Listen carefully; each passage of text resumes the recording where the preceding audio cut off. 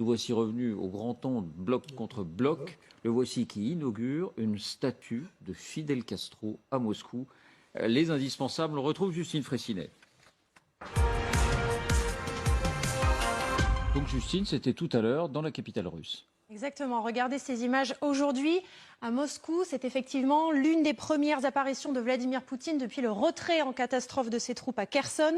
Il a inauguré un monument à la gloire de Fidel Castro. Il s'agit de cette statue que vous allez voir. On précise qu'elle est en plein cœur de la capitale. Le président russe était accompagné du président cubain Miguel Díaz-Canel qui est arrivé en Russie la semaine dernière, et Vladimir Poutine parle de Fidel Castro, je cite, comme de l'un des dirigeants les plus brillants et les plus charismatiques du XXe siècle, grand défenseur des valeurs anti-impérialistes. Écoutez-le. Фидель и его соратники всегда самоотверженно защищали суверенитет родной страны. Не позволили, чтобы ее сломили интервенция наемников, санкции, финансово-экономические эмбарго, попытки внешней изоляции.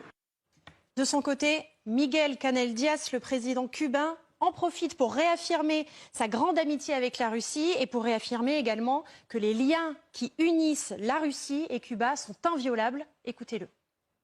Para nosotros esta visita tiene una honda significación. Primero, la hacemos en un momento en que ambos países, ambas naciones, tanto Rusia como Cuba, están sometidas a sanciones injustas, arbitrarias, que proceden y tienen su origen en el mismo enemigo, el imperio yanqui, que ha manipulado también a una parte importante del mundo. ¿Y quién mejor que nosotros para conocer lo que se está cirniendo sobre Rusia cuando nosotros hemos estado más de 60 años bloqueados y recibiendo estas sanciones? Vladimir Poutine rend donc hommage à un étonnant personnage alors qu'il est en pleine guerre contre l'Ukraine et par extension, on le sait, également aussi en guerre contre l'Occident. Fidel Castro, icône de l'anti-impérialisme et surtout icône de l'anti-américanisme. Merci Justine.